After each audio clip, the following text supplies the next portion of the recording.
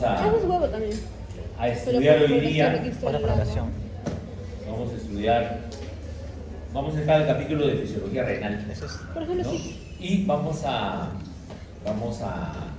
hoy día a estudiar un poquito, recordar un poco la anatomía, la histología, la arquitectura interna de los riñones, ¿ya? ¿Para qué sirven los riñones? Si alguien me pregunta, bueno, los riñones sirven pues para producir orina, ¿no es cierto? No, producen la orina. Y la orina es un líquido que nosotros eliminamos constantemente del cuerpo. ¿Y para qué orinamos? ¿Con qué finalidad orinamos? ¿Saben ustedes? ¿Para qué orinamos? ¿Qué pasa si dejamos de orinar? No se elimina la orina. ¿Qué pasa ahí? Cuando algunas se eliminan las sustancias nocivas o están en exceso. Claro, muy bien. O sea, a través de la orina se elimina, su compañera dice, las sustancias nocivas o aquellas que se encuentren en exceso. Así es, excelente, muy bien. Sustancias nocivas que pueden causar daños si se acumulan, ¿no? Por ejemplo, la urea, el ácido úrico, la creatinina, ¿no?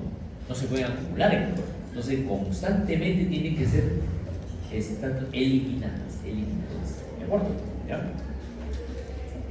La otra es, a través de la orina nosotros eliminamos los excesos. Por ejemplo, si tenemos exceso de agua, se elimina. Tenemos exceso de sodio, se elimina, ¿no? Exceso de potasio, cloro, cualquier sustancia que esté en exceso, también se elimina, ¿no? Ustedes se habrán podido dar cuenta, ¿no? Cuando ustedes toman bastante agua, o sea, hay una sobrehidratación, ¿qué ocurre? Toman bastante agua. ¿Qué ocurre? Van más veces al baño, orinan más, ¿sí o no? Porque se está eliminando ahí, ¿qué cosa? El exceso de agua. Nuestro cuerpo requiere solamente una cierta cantidad de agua, ¿no? Y si ingerimos más de lo que necesitamos, si tomamos más agua de la que necesitamos, el exceso se va a ir en la orina. ¿De acuerdo? Y lo contrario, por ejemplo, ¿qué pasa si nos falta agua? No tomamos la cantidad suficiente de agua. O perdemos líquido a través de las diarreas, por ejemplo, perdemos mucho líquido. Entonces nos deshidratamos. ¿Ya? Y en ese caso, si no tomamos agua, nos deshidratamos, ¿qué pasa con la formación de orina? ¿Disminuye, sí o no? Ustedes se habrán dado cuenta, en verano, por ejemplo, cuando transpiran bastante, ¿no? A través del sudor también se pierde agua. Ok, y no toman agua, transpiran bastante, no toman agua, van al baño y orinan. ¿Cómo orinan? Poquito, ¿no es cierto? Y la orina sale bien concentrada, ¿de acuerdo? Con poca agua, ¿no? Entonces, mediante la producción de orina, controlamos el volumen de orina, controlamos la cantidad de agua del cuerpo, la cantidad de electrolitos, ¿ya? Y también eliminamos sustancias de desecho que no le sirven al organismo. Imagínate, por ejemplo, que no producimos orina, los riñones se enferman, ok, ya no trabajan, ¿y qué va a ocurrir? La orina, si ya no se produce, ya no va a permitir eliminar desechos. Entonces, ¿qué va a ocurrir? Se acumula en la sangre, se comienza a acumular en la sangre la urea, la creatinina, el ácido úrico, y eso trae consecuencias tóxicas. Nos podemos morir por toxicidad de estas sustancias nitrogenadas. Okay. Entonces, a ese paciente que sus riñones ya no funcionan, eso se llama insuficiencia renal, ¿no? A ese paciente tienen que someterlo a una hemodiálisis, para que le extraigan de su cuerpo todas esas sustancias de desecho que no pueden salir. Si no, se muere. Si no se dializa a tiempo, ese paciente se muere. ¿De acuerdo? ¿No? ¿Ok? Bueno, entonces, la principal función de los riñones es regular el equilibrio hidroelectrolítico, ¿no? Está regulando la cantidad de agua y de sales que hay en la sangre, ¿no? ¿Qué más? Eliminar sustancias de desecho, ¿no? Eliminar sustancias de desecho que ya no le sirven al organismo, como por ejemplo la urea, La creatinina, la bilirrubina, el ácido úrico, el amonio, etc. ¿No? ¿Qué más? ¿Qué más? Sustancias extrañas, por ejemplo, que tú tomes un medicamento, ¿no? Tomas un medicamento, después que ya el medicamento actuó, ese metabolito ya del medicamento se tiene que eliminar del cuerpo, ¿no? Puede ser a través de la orina, principalmente, ¿no? A través del hígado también a veces, pero por la orina es su principal vía de eliminación de los medicamentos, ¿no? ¿Ok? Regula también la presión arterial. Fíjate tú, otra función de los riñones es regular la presión arterial. ¿Cómo así? Dentro de los riñones ya vamos a estudiar que hay una estructura que se conoce como el aparato yuxtaglomerular, ¿no? Ya lo vamos a estudiar. Y ese aparato yuxtaglomerular produce hormonas. Y una de las hormonas que produce es la renina. La renina. ¿Ok? ¿Y qué hace la renina? Bueno, la renina forma parte de un sistema que se llama sistema renina, angiotensina, aldosterona. ¿Lo has escuchado hablar, no? Claro, muy bien. Ese es un sistema que se activa en cascada. La renina permite la aparición de la angiotensina, ¿no? Y la angiotensina permite la aparición de la aldosterona. ¿De acuerdo? ¿Y la aldosterona qué hace? Reabsorbe sodio, recupera sodio, y junto con el sodio se recupera agua. Entonces aumenta el volumen plasmático. Y al aumentar el volumen plasmático, aumenta la presión arterial. Ajá. Entonces, ¿cuándo se activa este sistema? ¿Cuándo se activará este sistema? Renina, angiotensina, aldosterona. ¿Cuándo se activa? Cuando a una persona se le baja la presión. Muy bien, así es. Cuando se te baja la presión, porque estás perdiendo mucha agua, etcétera, no pierdes líquidos, pierdes volumen plasmático, entonces se activa este sistema. Renina, angiotensina, aldosterona. ¿Ya? Muy bien. En el riñón también, y eso lo vimos en la clase pasada, en el riñón también se hidroliza la vitamina D. ¿Se acuerdan?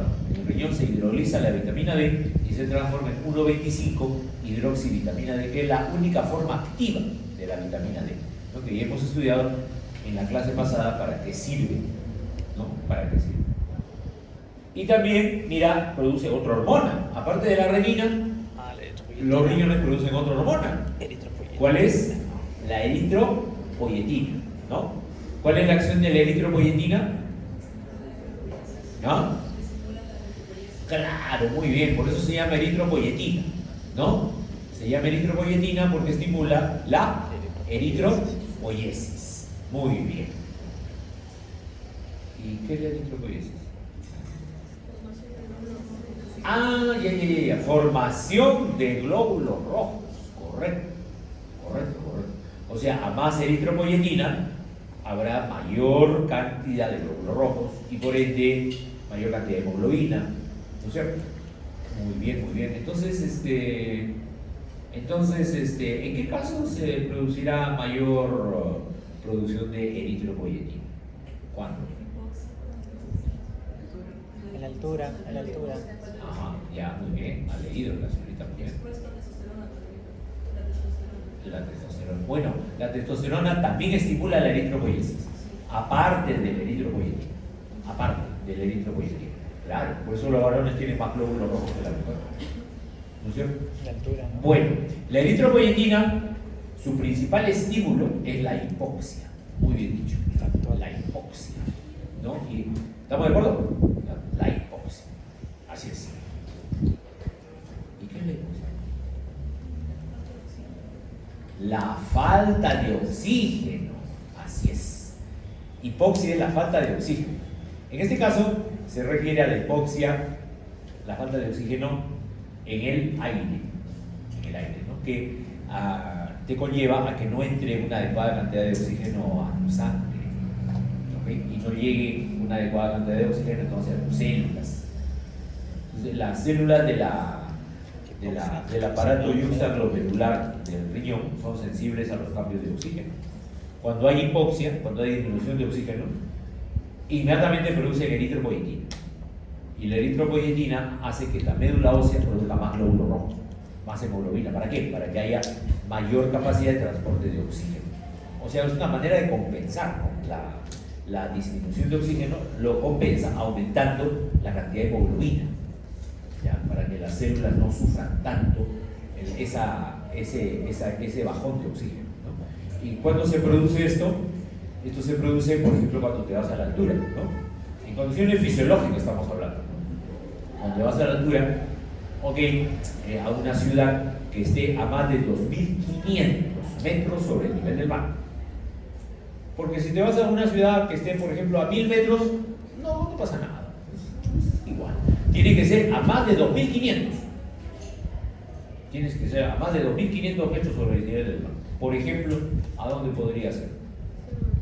A Cerro Pasco, ¿no? Cerro Pasco está a más de 4.000 metros sobre el nivel del mar, ¿no? Claro, claro. Sí. ¿Qué más? ¿Qué otra ciudad? ¿Uno? Ya, puede ser uno. Huancavelica, por acá, todavía. Ajá. ¿Qué más? Bueno, no conoce el Perú. Huaraz. ¿Dónde quedará? Huaraz, pues, Huaraz, claro. Cajamarca, ¿no? Huancayo. Dura. ¿Tú sabías que a nivel mundial, la ciudad habitada más alta del mundo, ¿no? Está a 5.100 metros sobre el nivel del mar? 5.100 metros sobre el nivel del mar. Y esa ciudad se llama La Rinconada. La Rinconada, La se vieron Rinconada. las teorías. Imagínate, las personas que viven ahí están a más de 5.000 metros sobre el nivel del mar. Nada. ¿Y en qué país queda La Rinconada? ¿Sabes? En Perú, claro. ¿Ah? En el Perú. Claro. En el Perú. Sí, queda en el Perú. ¿En qué departamento? ¿En qué parte del Perú queda? ¿Ah? En Puno. En Puno queda La Rinconada. ¿Ah? Está considerada entonces como la ciudad habitada, ¿no? La ciudad habitada más alta del mundo. Imagínate ahí una persona que vive en La Rinconada, está a más de 5.000 metros, el nivel de hipoxia que tiene. El nivel de hipoxia que tiene la gente que vive ahí. Entonces, la producción de eritropoyetina ahí es, pero, alta. Entonces, la producción de glóbulos rojos también es alta. Y como consecuencia de ello, su nivel de hemoglobina de estas personas también es alta. ¿Ok? Entonces, y eso afecta a todas las personas que viven allí, no por el hecho que nazcan o que vivan ahí, sino es por la altura, por la hipoxia, ¿no? Usted mismo, ¿no? Por ejemplo, usted tiene aquí a nivel del mar tiene usted 12, 13 gramos de hemoglobina, por ejemplo, ¿no? Usted se va, a ver, quiero conocer La Rinconada, dice, ¿no? Ya me ha causado curiosidad. Voy a ir a La Rinconada. Se va a La Rinconada y se queda ahí. Bueno, no, tiene que quedarse por lo menos una semana, ¿no? Una semanita. Se queda ahí. Usted se fue con 13 gramos de hemoglobina y después de una semana que está ahí, le tomamos una muestra de sangre y resulta que tiene 18, 19 gramos de hemoglobina. Subió. Ese es un mecanismo compensatorio. Gracias a la eritropoyetina. ¿De acuerdo? Pero no hay problema, cuando usted regrese a Lima, a nivel del mar, se normaliza. ¿Ya? Claro, no tan rápido, ¿no? Y pasa unos días hasta normalizarse. ¿De acuerdo? Es solo por la hipoxia. O sea, la eritropoyetina su producción se maneja en base al nivel de oxígeno que hay. En base al nivel de oxígeno. ¿De acuerdo? Y lo contrario ocurre, por ejemplo, en los pacientes que les había comentado con insuficiencia renal. Un paciente con insuficiencia renal ya no produce orina, ¿no? Se acumulan las sustancias nitrogenadas Pero también ya no produce eritropoyetina. ¿Sí o no? Un riñón que ya está insuficiente ya no produce eritropoyetina. Entonces, ¿qué problema tendrá este paciente? Si ya no produce eritropoyetina, O sea, anémico. sus riñones. ¿Ah? Anémico, ¿no? Claro, los pacientes con insuficiencia renal se van a una anemia, pero a una anemia severa. Una anemia severa. Menos de 7 gramos de hemoglobina. Un paciente con insuficiencia renal tiene 6, 5 gramos de hemoglobina. ¿Sí? Niveles sumamente bajos. Entonces, y esos niveles son tan bajos que ya le producen síntomas al paciente. El paciente se pone mal. ¿De acuerdo? Entonces, ¿qué hay que hacer? Hay que transfundirlo. ¿O no? Tenemos que transfundirlo. ¿No? ¿Sí o no? ¿Ah? No. Porque si tú la transfundes, igualito se va a bajar otra vez. Porque no estamos corrigiendo la falla. ¿Cuál es la falla? En un paciente con insuficiencia renal que no produce, sus riñones no producen eritropoyetina. Entonces tú lo transfundes, ya bueno, un rato levantará el hemoglobina, pero de ahí se vuelve a caer. No estás corrigiendo el defecto, no estás corrigiendo la falla. Entonces, ¿cuál es el tratamiento para los pacientes con insuficiencia renal? A ellos se les tiene que poner semanalmente una ampolla de eritropoyetina. No se les transfunde, se les coloca semanalmente, ¿qué cosa? Una ampolla de eritropoyetina. Y de esa manera su nivel de hemoglobina ya se normaliza. ¿De acuerdo? ¿Ya? ¿El hígado compensa en algo?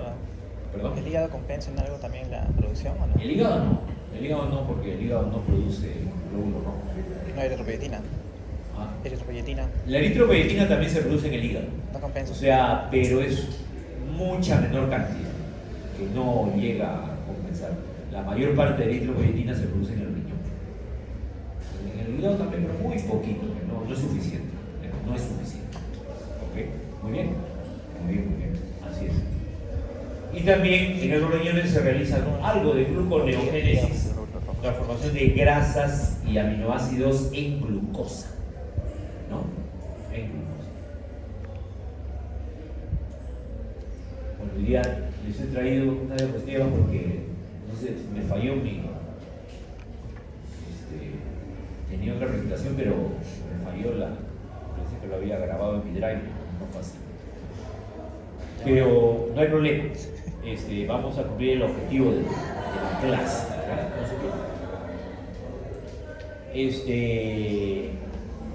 Otro detalle con respecto a los riñones es que ustedes saben que del corazón sale un cierto. Un favorcito, cierra la puerta, por favor. La bulla está un poco interfiriendo. Como en el primer piso hay bastante tránsito. Segundos. Ahí está. Ahora sí, mejor. A ver, yo les pregunto, ¿qué cantidad de sangre bombea el corazón por minuto? ¿Se acuerdan? Fisiología cardíaca. A ver, Vamos a dar eso.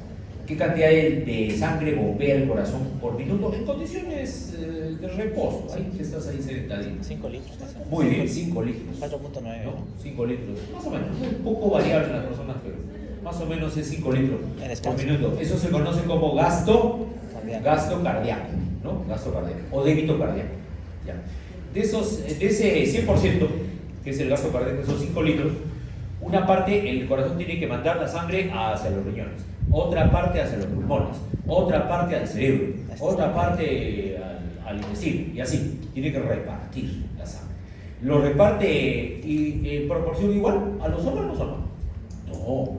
No, hay órganos que necesitan más sangre que otros, o sea, necesitan más oxígeno que otros. ¿Cuál será el órgano que necesita más sangre por minuto? El órgano más sensible, ¿no? Que necesita más, que le llegue más sangre por minuto. ¿Cuál será?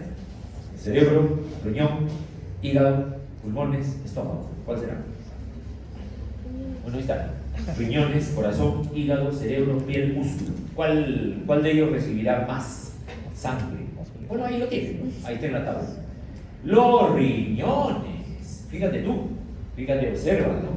Los riñones, bueno, un riñón, no sé el puntero, pero ahí está. Un riñón pesa 300 gramos, más o menos, ¿no? El corazón también pesa más o menos 300 gramos, ¿no? ¿Cuánto pesa el hígado? De un adulto, ¿no? Una persona adulta, obviamente. ¿Cuánto pesa el hígado? 2 kilos 600. ¿Cuánto pesa el cerebro? 1 kilo 400. ¿Cuánto pesa la piel? Si sacamos toda la piel de la persona, le sacamos toda la piel, ¿cuánto pesa? 3 kilos 600. Y si sacamos todos los músculos, acá, todos los músculos, en promedio, 31 kilos. ¿No? 31 kilos. Si te sacamos todos tus músculos y lo pesamos. Claro, entonces no podemos nosotros calcular en base al órgano, porque los órganos pesan diferente. Entonces, para saber realmente qué órgano recibe más sangre, hay que calcularlo por cada 100 gramos de tejido, ¿no? Cantidad de sangre que llega por cada 100 gramos de tejido. Los riñones reciben 420 mililitros por cada 100 gramos de tejido. El corazón 84, el hígado 58, cerebro 54, piel 13 y músculo 13.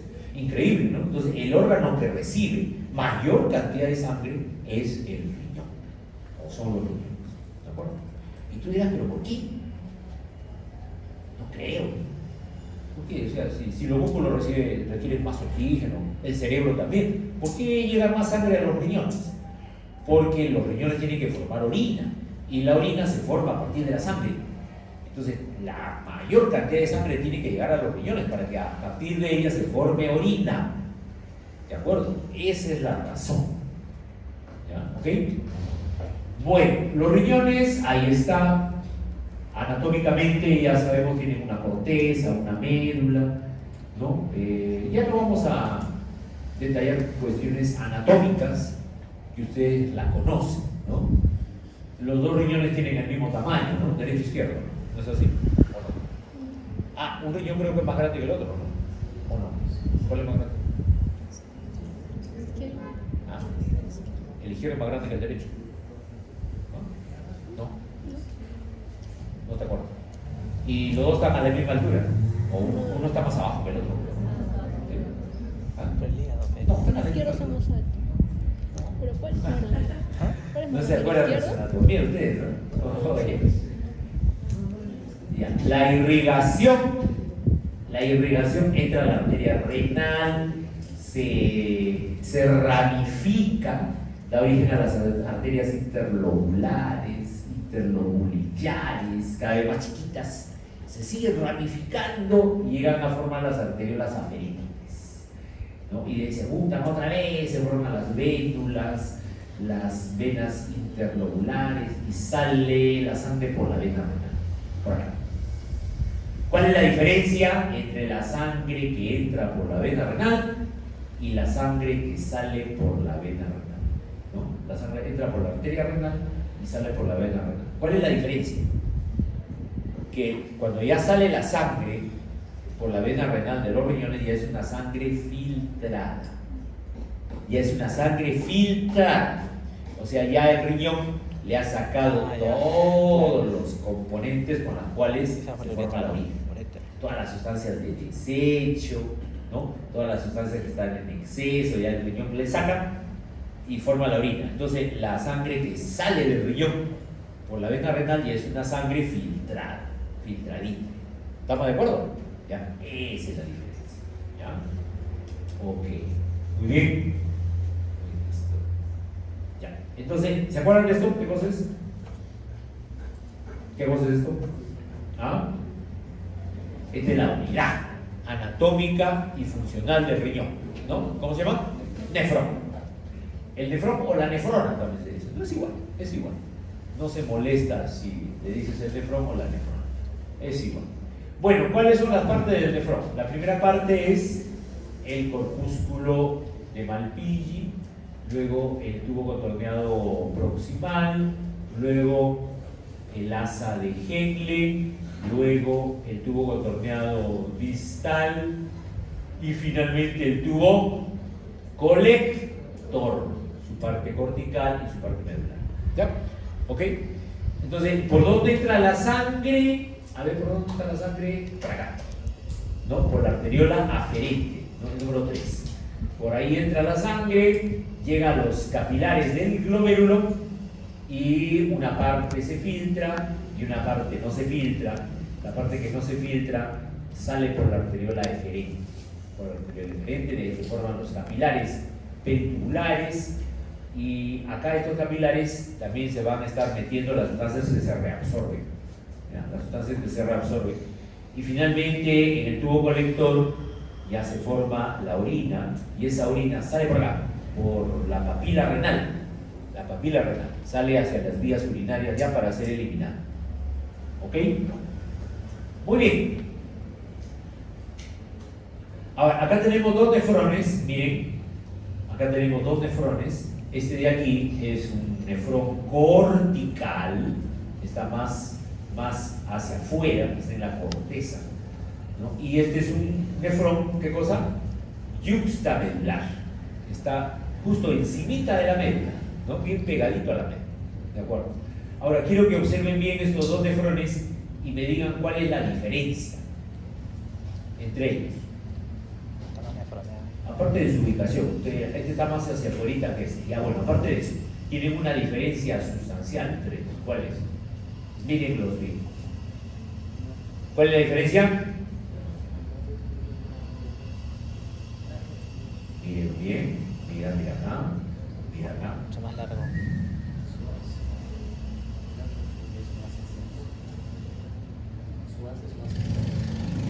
Ah, muy bien, así es.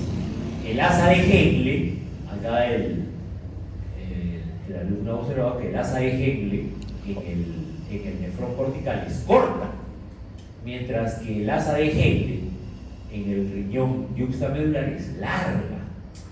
¿De acuerdo? Bueno, ¿y eso qué tiene que ver? ¿No? Tiene que ver mucho, porque se ha demostrado que entre más largas son las asas de Henle, los nefrones pueden concentrar más la orina. Repito, entre más larga es el asa de Henle, entre más larga, esos nefrones pueden concentrar más la orina. ¿Y qué significa concentrar más la orina?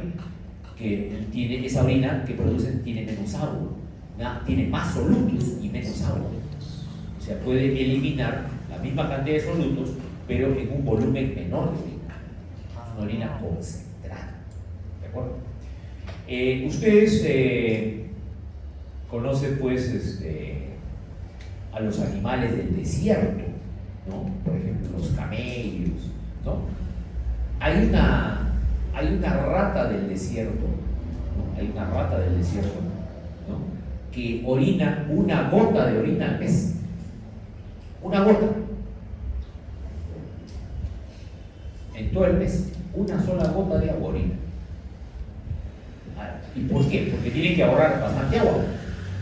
En el desierto no hay agua, entonces tienen que ahorrar agua y solamente orina una gota al mes. Entonces, en esa gota que orina la rata, tienen que irse todos los solutos. Tienen que irse todos los solutos del mes en esa gota. O sea, es una orina súper concentrada. ¿Estamos de acuerdo? Y se le ha abierto los riñones a esta rata del desierto, se le ha abierto los riñones, y se ha estudiado histológicamente y se ha visto que sus asas de Henle son larguísimas. Sus asas de Henle son larguísimas, mucho más largas que las del ser humano. Entonces, es por esa razón que las ratitas del desierto, y en general todos los animales del desierto tienen sus riñones con asas de Henle bien largas, para que puedan concentrar la orina. Los camellos también, ¿no? Los camellos orinan un poquitito, pueden estar pues días y días sin orinar. ¿De acuerdo? Para no desperdiciar agua. Para no desperdiciar agua. ¿Ok?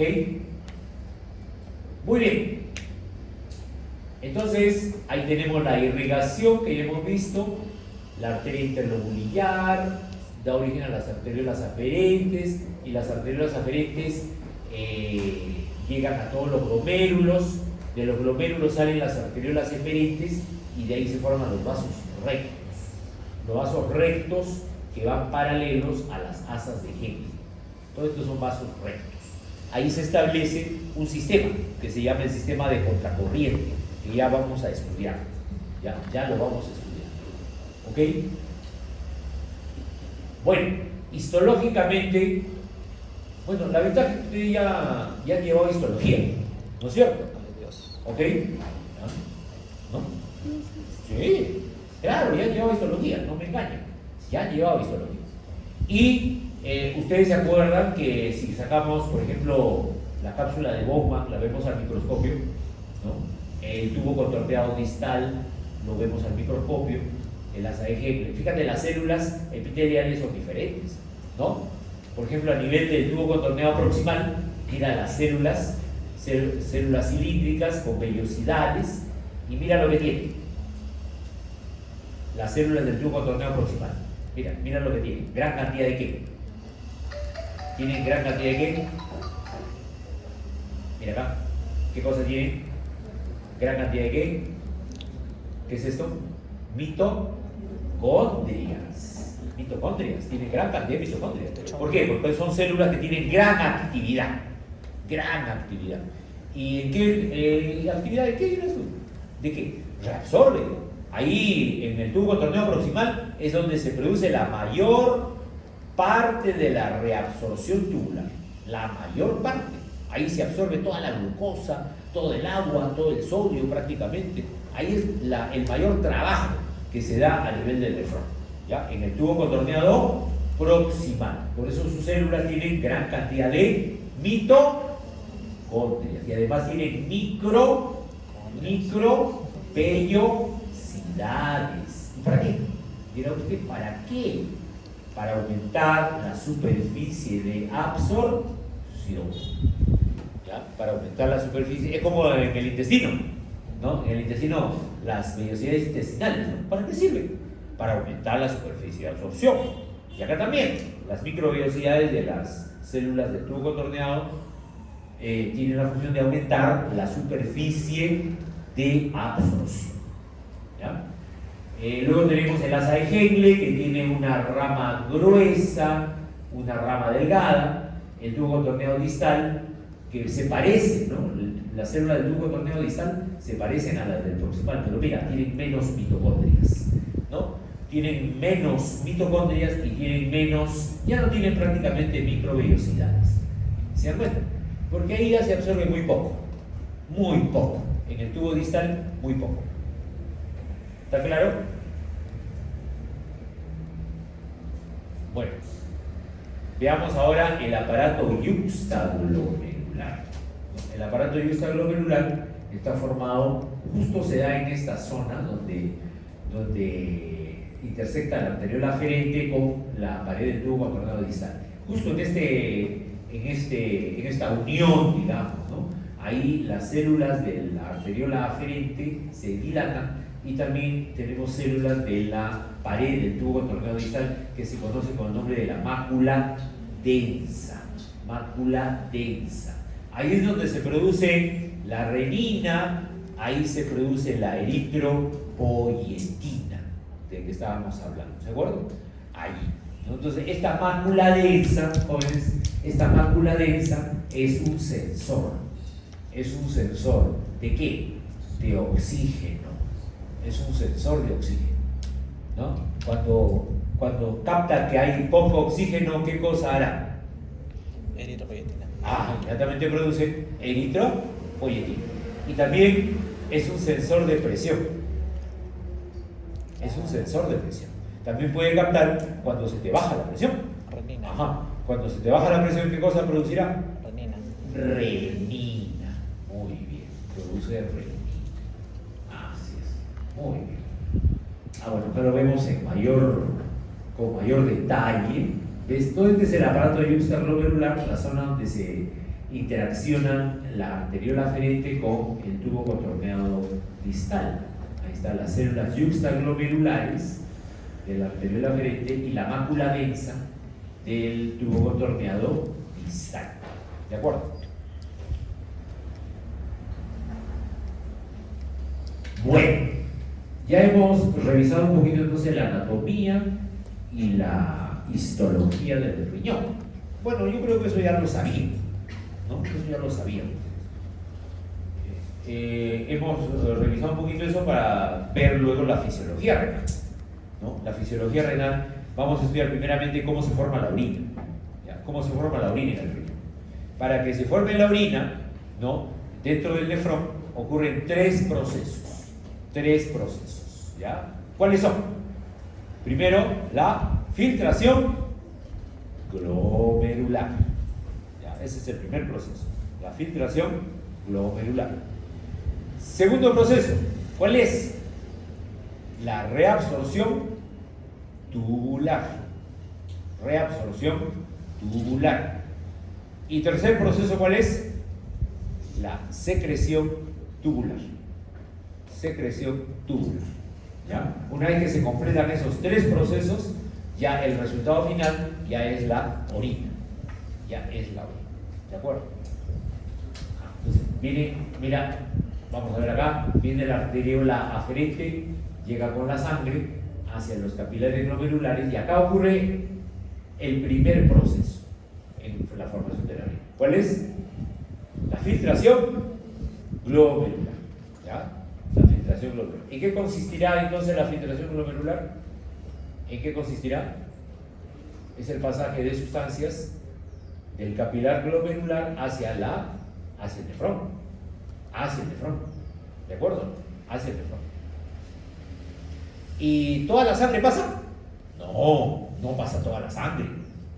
Hay cosas que no pasan. Por ejemplo, ¿qué cosas no pasan? Los glóbulos rojos no pasan. Los glóbulos blancos tampoco. Las plaquetas no pasan. ¿Qué más? La glucosa no pasa. ¿Sí o no? Sí, hay más de 180. No, sí pasa. ¿Sí? Sí, la glucosa sí pasa todita. Pero- Después vamos a ver qué ocurre con la Pero glucosa. no se excreta. La glucosa se filtra en personas sanas, en Se personas se excreta, filtra toda. ¿Sí? O sea, ¿Ya? pasa- Ok. no se- Lo que no pasan son las proteínas. Las proteínas no pasan porque son moléculas muy grandes.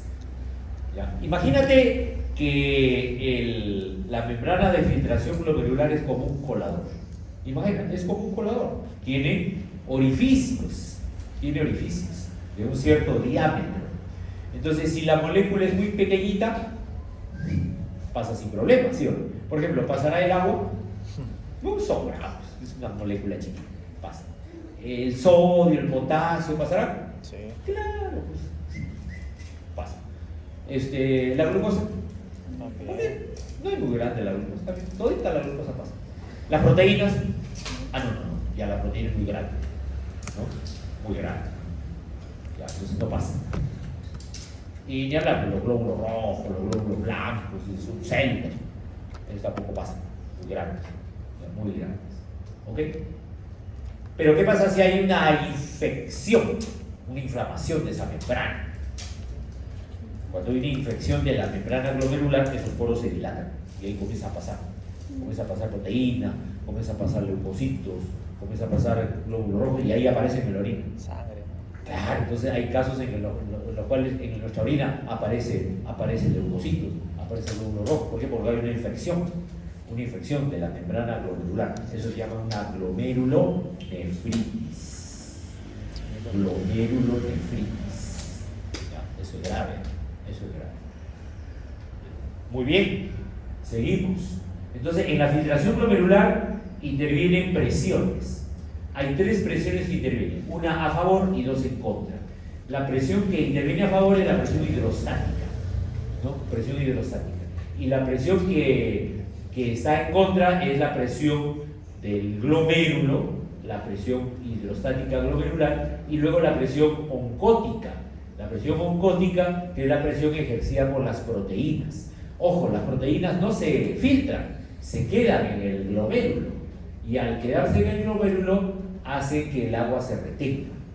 Esa presión que ejercen las proteínas sobre el agua se llama presión oncótica y es una presión que se opone al filtrado glomerular. ¿De acuerdo? Entonces tenemos tres presiones que permiten que se realice la filtración glomerular. ¿Ya? Ok. Ahora, la filtración glomerular debe mantenerse constante. Debe mantenerse constante. No debe variar, ¿ok? No debe variar. Porque, ¿qué pasa si varía la filtración glomerular? Por ejemplo, si baja mucho. Si baja mucho, pues la persona dejaría de producir orina. Y si aumenta mucho la filtración glomerular, también se daña el glomérulo, mucha presión.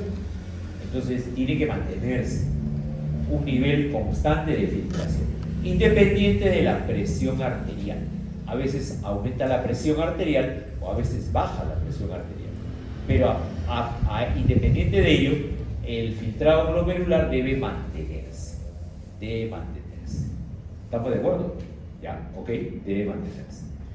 Y el riñón va a autorregular esto. El propio riñón hace que se mantenga su presión de filtración glomerular. Cuando la presión, cuando la presión está entre 80, miren ustedes, cuando la presión está entre 80 y 120 milímetros de mercurio, el riñón, fíjate, mantiene su tasa de filtración glomerular. Lo mantiene. Si es menos de 80, miren cómo la tasa de filtración glomerular va aumentando en relación a la presión. A más presión, más filtración glomerular. Pero llega un momento en que a mayor presión ya no aumenta la tasa de filtración. Y eso ocurre más o menos entre 80 y hasta 200, ¿no?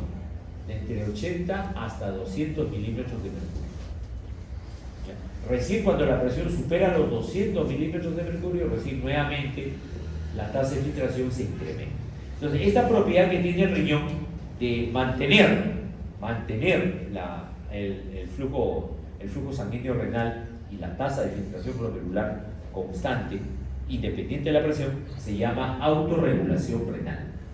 Autorregulación renal. ¿De acuerdo? ¿Ya? Bien. Ahí está. Vemos en otro gráfico. Mira, esta es la presión arterial. Mira, esta es la presión arterial, ¿no? Y acá tenemos graficado el flujo sanguíneo del riñón y acá abajo tenemos la tasa de filtración glomerular. Fíjate que a mayor volumen de sangre, más o menos hasta 80, también sube la tasa de filtración glomerular. Pero a partir de 80, ¿qué ocurre? Mira, a partir de 80 se mantiene el flujo sanguíneo más o menos hasta 200. Y eso también hace que se mantenga constante la tasa de filtración glomerular, entre 80 y 200. ¿Estamos de acuerdo? ¿Ya? Ese se llama la autorregulación renal. Autorregulación. ¿Ya? Bueno, aquí miren ustedes cómo logramos eso. ¿Cómo logramos eso? Por ejemplo, si yo quiero que disminuya la filtración glomerular, puedo hacer dos cosas. Contraigo la arteriola aferente o dilato la arteriola eferente. ¿No? Si yo contraigo la arteriola aferente, entra menos sangre, disminuye la filtración. Si yo dilato la arteriola eferente, sale más sangre y también disminuye la filtración glomerular. Claro. ¿De acuerdo? ¿Ya?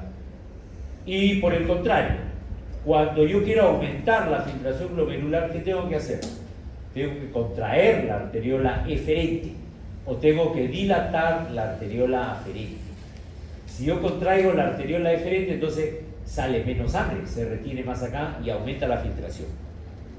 Y si yo dilato la arteriola aferente, entra más sangre y por lo tanto también aumenta la filtración glomerular. Entonces, estos mecanismos de contracción y dilatación de la arteriola aferente y eferente van a regular la tasa de filtración glomerular. ¿Ya? Para lo cual hay sustancias.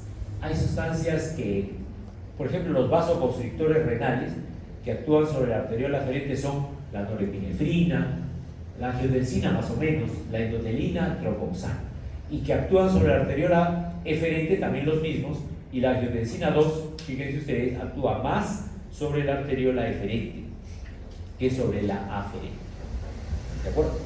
Así como hay vasoconstrictores, también hay vasodilatadores, ¿no? ¿Qué vasodilatadores, por ejemplo, actúan sobre la arteriola aferente? La acetilcolina, el óxido nítrico, la dopamina, también a su vez sobre la arteriola eferente. Las prostaglandinas E y prostaglandina I solo actúan como vasodilatador de arteriola aferente, nada más. Y la bradequinina solamente actúa sobre la arteriola eferente. ¿Ok? Muy bien. Entonces, recuerden las presiones. La presión glomerular era 60, ¿se acuerdan? Presión glomerular 60. La presión hidrostática de la cápsula de Bowman 15. Y la presión oncótica, que era ejercida por las proteínas, 21. Entonces, yo quiero sacar la presión neta de filtración. Tengo que a la presión hidrostática restarle estas dos. O sea, a 60 tengo que restarle la suma de 15 más 21. ¿Cuánto sale? Sale 24. 24. Quiere decir que la presión neta de filtración es 24 milímetros de mercurio. Eso es en el extremo aferente. Y en el eferente, ¿cuánto será? Acá, 58 menos la suma de 15 más 33. ¿Cuánto sale la presión neta? ¿Cuánto sale? 10. 10. O sea, es un poco menor la presión de filtración a nivel de la arteriola eferente que a nivel de la arteriola aferente. ¿Ya?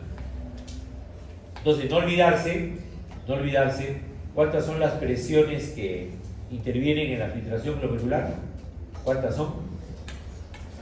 ¿Son? ¿4? 3. Acá tenemos la presión hidrostática del capilar, que es, acá le han dado un valor de más o menos 50, ¿no? Luego tenemos la presión de la cápsula de Bowman, que es más o menos 10.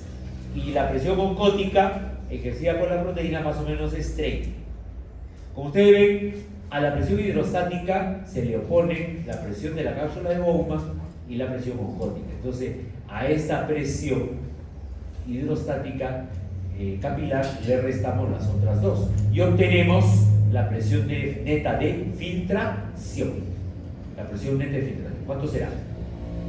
50 menos 10, 40, y menos 30, 10. La presión neta de filtración es 10 milímetros de mercurio. Esto permite que, mira, al día, como ya dijimos, la cuarta parte del gasto cardíaco llega a los riñones. Eso significa que 2000 litros de sangre están circulando por los riñones al día. Y de esos 2000 litros se van a filtrar 180 litros al día.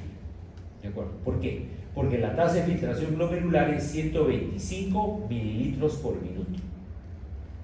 Se filtra 125 mililitros por minuto. ¿Ok?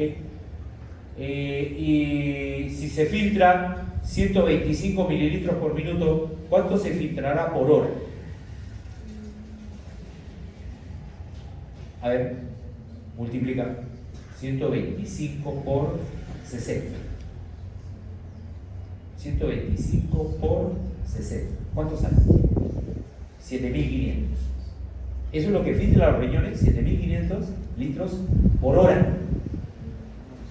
Y si yo quiero saber al día, multiplico 7500 por 24. Pero 24. A ver, multiplica por favor 7500 por 24.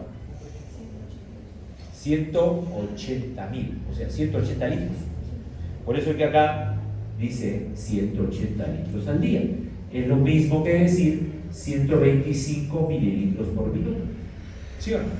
Hay dos formas entonces de expresar la tasa de filtración glomerular.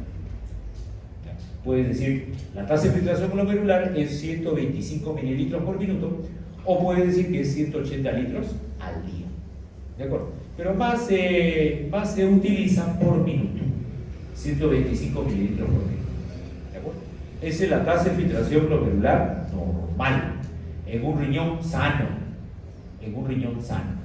Y este marcador es importantísimo, porque los médicos se basan de este marcador para determinar si el riñón está funcionando bien o ya no está funcionando bien. ¿No es cierto? Si te dicen que un paciente tiene, por ejemplo, una tasa de filtración glomerular de 120 mililitros por minuto, ¿qué significará?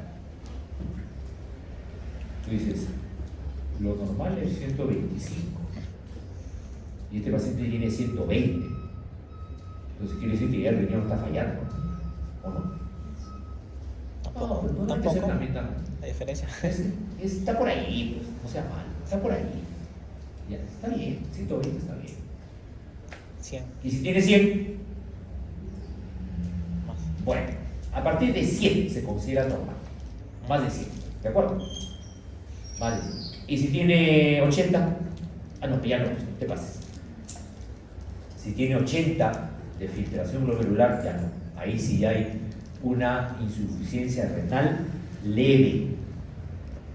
¿De acuerdo? Leve. Y si tiene 50, eso se llama insuficiencia renal moderada. Tapa la otra ya. Y si tiene 10, pucha, ya, San Pedrito. insuficiencia renal severa. Ahí sí ya el paciente tiene que entrar a hemodiálisis. ¿De acuerdo? Entonces los médicos se basan mucho en cuánto tiene el paciente de tasa de filtración glomerular. ¿Cuánto tiene tasa de filtración este paciente? A ver, doctor. 110. 110. ¿Qué dice? Ah, ya. Está bien. Está bien. Ok. El otro, ¿cuánto tienes? 40, doctor. ¿40 tiene? Está mal, está No, mal. ya está ya. Candidato a hemodiálisis. ¿Eh? Candidato a hemodiálisis. ¿Ya? ¿Ok? Entonces, esa tasa de filtración glomerular es bien importante. ¿Ok? Tasa de filtración glomerular. ¿Cómo se calcula? Facilito. El flujo sanguíneo, el flujo plasmático renal, más o menos 600 mililitros por minuto, se filtra 120. De los 600 se filtra 120 mililitros por minuto. ¿Ya? Esa es la tasa de filtración glomerular. Bueno, 120, 125, más o menos, ¿no? Ya dijimos que a partir de 100, ¿ya? De 100 a 125 es normal, ¿ya? De 100 a 125 es normal. Y se filtra el 20, la quinta parte, ¿no? El 20% se filtra. Ahí está el sistema de filtración glomerular, tenemos la membrana de filtración glomerular, ¿ok? Ahí están los podocitos, la membrana basal, las células endoteliales con sus poros o hendiduras de filtración. Ahí está la barrera de filtración, ¿no? La membrana basal, las células endoteliales, ¿no? Acá los podocitos, y siempre hay poros por donde van a pasar las moléculas. Ahí está. Las moléculas que tienen carga negativas pasan muy rápido. Las que tienen carga positiva tienen más dificultad para pasar. ¿Ya? Entonces, dos cosas influyen para el filtrado glomerular. El tamaño. Entre más chiquita sea una molécula, más fácil pasa. Y la otra, ¿cuál es? La carga que tiene. Si tienen carga negativa, pasa más rápido. Si tienen carga positiva, ahí sí van a demorar en pasar. ¿De acuerdo? Ahí está.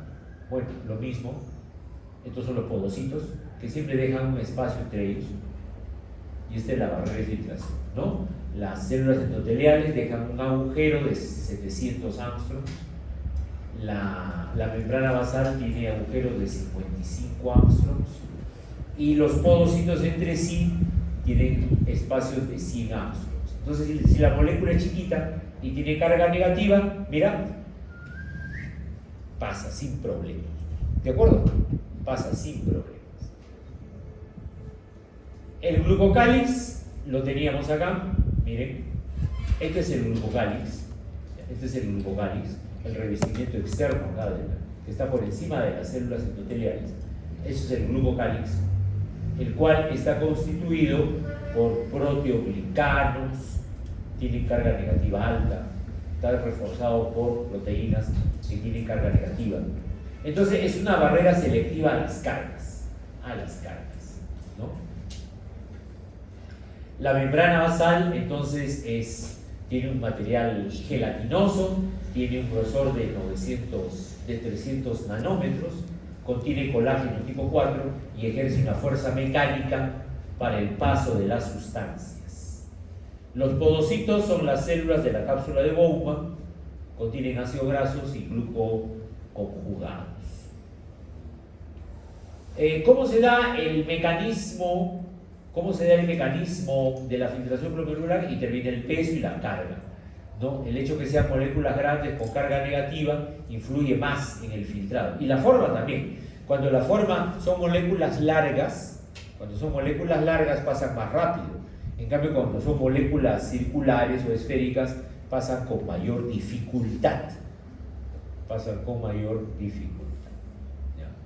Por el peso, obviamente, ¿no? Entre más peso tenga una molécula, entonces es más difícil pasar. Por eso las proteínas no pasan. Sobre todo las de gran peso molecular. No pasan. Los más gorditos no pasan. ¿No es cierto? Acá lo demostramos. Mira, acá hay proteínas. Las proteínas de alto peso molecular no pasan. ¿Ven?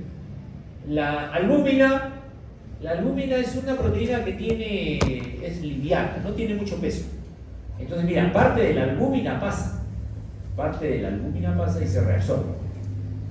Y de ahí tenemos las proteínas de bajo peso molecular, las light, proteínas light. Esas sí pasan. Light. Ajá, light proteínas, ¿no? Proteínas de bajo peso molecular. Esas sí pasan, pero se reabsorben a nivel del tubo contorneado proximal. Se recuperan. ¿De acuerdo? Alright. Hay una molécula que es el dextran.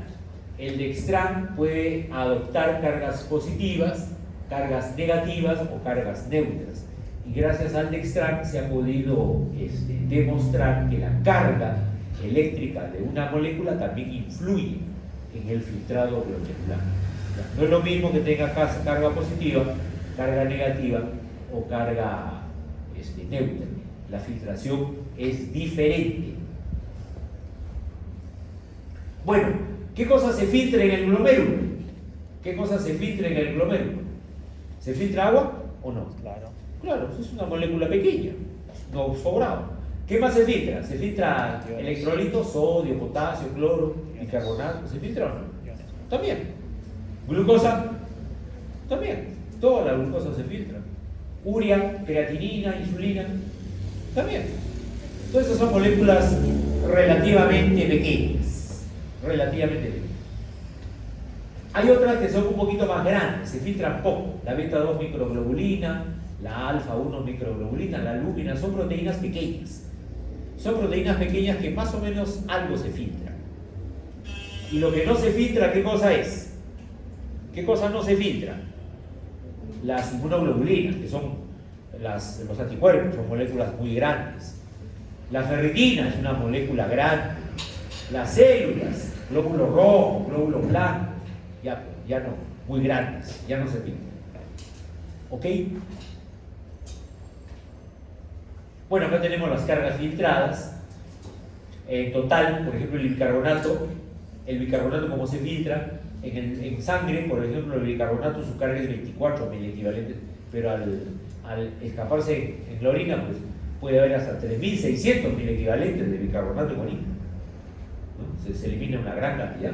Calcio también, mira, el calcio es lo que consumimos en exceso.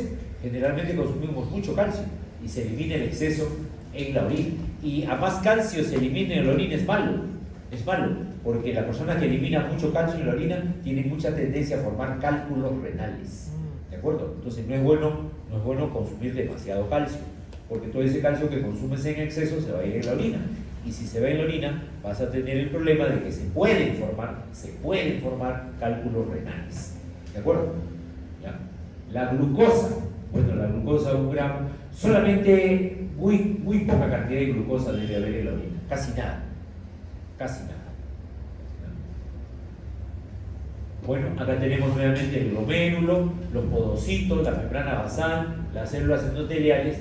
Esto ya deben haber ustedes revisado en histología. Ya.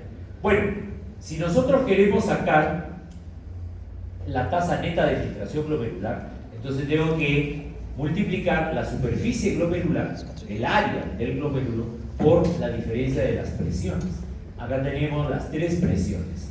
La presión del capilar glomerular, ¿se acuerdan que era más o menos 50? ¿No es cierto? Luego tenemos la presión de la cápsula de Bowman, que más o menos era más o menos 30. Y luego tenemos la presión oncótica, que es ejercida por las proteínas que se quedan en el capilar glomerular, que más o menos era 10. ¿No? 50 menos 30, 40. Y menos 10, ¿no? 50 menos 30, 20. Menos 10, 10. La presión neta de filtración es 10 milímetros de mercurio. Aproximadamente. Y eso se multiplica por un cociente, por una constante, que es la superficie glomerular. A mayor superficie glomerular, mayor tasa de filtración. ¿Ya? Y si la superficie glomerular se destruye, disminuye la tasa de filtración. Eso ocurre, por ejemplo, en la glomerulonefritis. En la glomerulonefritis se destruyen los glomérulos. Se comienzan a destruir los glomérulos, entonces va a disminuir la superficie glomerular. Y por ende también va a disminuir la tasa de filtración glomerular. ¿Ok? Ahí está. ¿Ves? ¿Qué pasa, por ejemplo, si aumenta la superficie? K era la superficie glomerular. ¿Qué pasa si aumenta? ¿El resultado cuál es? Aumentará la tasa de filtración glomerular. ¿No es cierto? ¿Qué pasa con la presión hidrostática? Con la presión hidrostática glomerular. Si aumenta, también aumenta el filtrado. ¿No es cierto? Aumenta el filtrado. ¿Qué pasa si aumenta la presión de la cápsula de Bowman? Como es una presión que se opone, al filtrado, ¿qué pasará si aumenta la presión de la cápsula de Bowman? ¿Qué pasará con el filtrado? Disminuye el filtrado. ¿De acuerdo? ¿Y qué pasa finalmente si aumenta la presión oncótica? La presión oncótica era la presión que ejercen las proteínas, ¿no? De jalar agua, retener agua. Si aumenta esa presión, ¿qué pasa con el filtrado glomerular? También disminuye. Claro. ¿Estamos de acuerdo? También disminuye. Esos son los determinantes de la filtración glomerular. ¿Ya? Ahí está. Entonces miren ustedes, acá tenemos un nefrón al cual lo hemos estirado, ¿no? Lo hemos estirado, porque ya sabemos que tiene una forma contorneada, ¿no? Y generalmente lo hemos estirado de tal manera que acá tengo yo el glomérulo, esta zona será, más o menos por acá será, ¿qué cosa? El tubo contorneado proximal, más o menos por acá, el asa de Henle, por acá, tubo contorneado distal, y por acá, tubo colector, más o menos, ¿no es cierto? ¿Ya? Fíjate, llega al arteriol aferente, se ramifica a forma capilares, entra una cierta cantidad del contenido de la sangre, que es el filtrado, y luego lo que queda regresa por el arteriol eferente, circula por los capilares peritubulares y a este lugar llega la reabsorción tubular. ¿Se acuerdan? Al inicio de la clase dijimos que hay son tres los procesos que se realizan dentro del nefrón para la formación de la orina. ¿Cuáles son? Primero, filtración glomerular. Segundo, reabsorción tubular. Tercero, secreción tubular. Y eso está aquí. Miren, eso está aquí. La F, por si acaso, ¿qué será la F? La cantidad que se filtra. Pues esta es la filtración glomerular. Es la cantidad que pasa, ¿no?, de sustancias del glomérulo al nefrón. Luego la R. ¿Qué cosa es la R? La reabsorción. La cantidad de reabsorción tubular. ¿En qué consiste la reabsorción tubular entonces? Es el pasaje de sustancias que ya se filtraron. Mira, las sustancias que ya se filtraron se regresan a la sangre. ¿De acuerdo? Pero la condición es que sea una sustancia que ya se ha filtrado. ¿Ok? ¿Ok? Por ejemplo, la glucosa. ¿La glucosa se filtra o no se filtra? Claro, en un 100%. Pero se reabsorbe también en un 100%. Aquí en el túbulo proximal. Entonces se filtra el 100% de glucosa y se reabsorbe ese 100%. Por lo tanto, en la orina, ¿cuánto hay de glucosa? Cero. Nada. No debe haber nada. En condiciones normales. En condiciones normales. Salvo que, como ya les expliqué en la clase pasada, ¿no?, en los diabéticos hay un nivel máximo de reabsorción. ¿Cuál es? 180. Esa pregunta de Ya están laboratorio. estudiando para el examen, ¿no? 180. Si yo tengo hasta 180 de glucosa en mi sangre, ese es lo máximo que el riñón puede reabsorber, hasta 180. Pero si yo tengo más de 180 de glucosa, por ejemplo 300, ya no. Entonces ahí sí la tasa de reabsorción solamente reabsorbe 180 y el resto sí ya se va a ir en la orina. ¿Ok? Y aparece glucosa en orina. Entonces cada vez que una persona tenga glucosa en orina, ¿eso qué significa? Si tienes glucosa en la orina, significa que en tu sangre hay más de 180 miligramos de glucosa. ¿De acuerdo? Esa es la conclusión. ¿Ok? ¿Ya? Muy bien. Y no solamente se reabsorbe pues la glucosa, acá se reabsorbe agua, se reabsorbe sodio, potasio, la mayor parte se reabsorbe el agua. ¿Ok? Y el tercer proceso en la formación de la orina, ¿cuál es? La S. ¿Qué cosa es la S? La secreción tubular. Acá las sustancias de la sangre pasan directamente al nefrón, pero fíjate tú, la diferencia es que no se filtran. Es una sustancia que no se filtra y que a nivel del túbulo distal, del tubo conector, pasa directamente a la arena del nefrón. Como ejemplo la creatinina, por ejemplo, ¿no? Tiene ese comportamiento. No se filtra, pero sí se secreta. Ya, pasa directamente a formar parte de la orina. Y la E, acá ven una E al final, ¿qué será? La E significa excreción.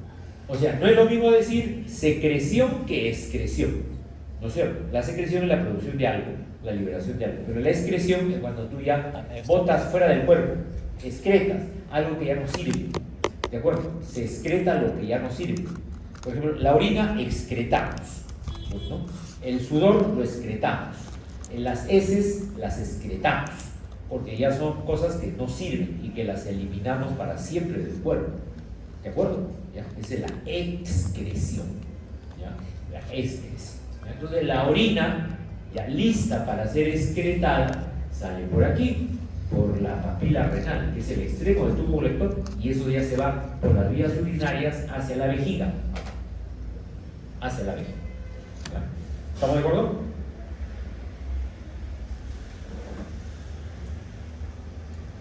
Ya murió. Muy bien. ¿Preguntas?